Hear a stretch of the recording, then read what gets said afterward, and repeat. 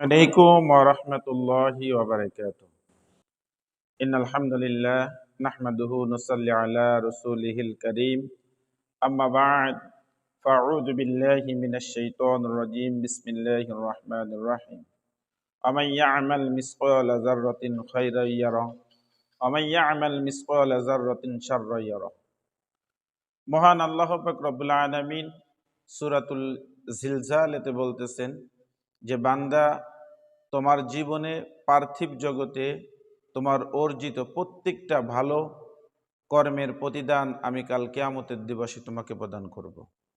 এবং সেটা যদি যাররা পরিমাণ ভালো কাজ হয় তার প্রতিদান আল্লাহ পাক রব্বুল আলামিন কাল কিয়ামতের দিবসে দিবেন।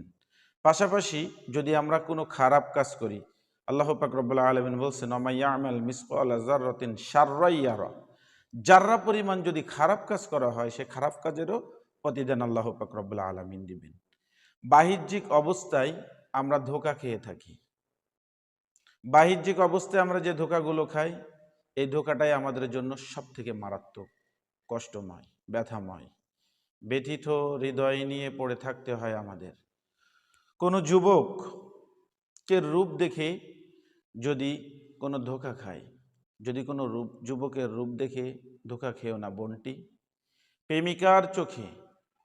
প্রেমিকার চোখে পৃথিবীর মধ্যে প্রেমিকই হলো একমাত্র বিশ্ব সুন্দর। কোনো সুন্দরী ললনার রূপ দেখে ধোঁকা খেও না বন্ধু, কারণ প্রেমিকের চোখে পৃথিবীতে সবচাইতে বেশি সুন্দরী ওই সুন্দরী ললনা, কিন্তু সে তো আবেগের খেয়াল, বাস্তব নয়। তাছাড়া দিন ও চরিত্র যদি না দেখে কেবল রূপে মজে গেলে সংসার যে সুখের হয় তা কিন্তু নয়। এটা কিন্তু ভেবো না, কারণ চকচক করলেই কখনো সোনা হয় না। কাজ না কাঞ্চন তা যাচাই বাছাই করার জন্য জ্ঞানের প্রয়োজন।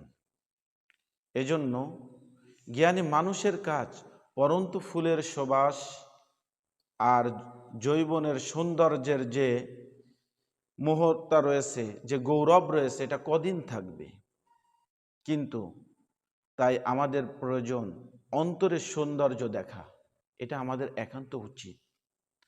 আর সত্যিকারের সে সৌন্দর্য কপালের চোখ দুটো দিয়ে কখনো দেখা যাবে না, দেখা যায় না, বরং মন ও জ্ঞানের গভীর দৃষ্টি দিয়ে সেটা দেখা সম্ভব।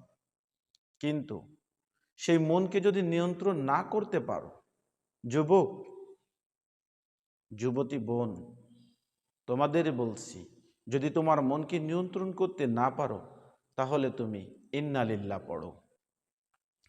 এজন্য আমাদের জেনে রাখা ভালো, এমন সৌন্দর্য দিন ও গুণের অধিকারিণী যুবতী কোনো দিন ও লুকোচুরি করে তোমার কাছে প্রেম করতে আসবে না। আর জেনে রেখো সুন্দরী ললনা লায়লা, জেনে রেখো যে সৌন্দর্য দিন ও গুণের অধিকারী যুবক কখনো কোনো দিনও লুকোচুরি করে তোমার সঙ্গে প্রেম করতে আসবে না তোমার সঙ্গে লুকোচুরি করে প্রেম করতে। এজন্য স্ত্রী হলো জীবনের চিরসঙ্গিনী। সংসারে যত রকমের সম্পদ ও ধন মানুষ পায় তার মধ্যে পুণ্যময়ী স্ত্রী হলো সবচাইতে বড় এবং শ্রেষ্ঠ সম্পদ, শ্রেষ্ঠ ধন। সুখ দুঃখের সময়ের সাথের সাথী এই স্ত্রী। আর এই স্ত্রী বা সাথী নির্বাচন করতে হলে মনের আবেগ ও উপচীয় মনের যৌবনের প্রেম কামনা দ্বারা কখনো সম্ভব নয়।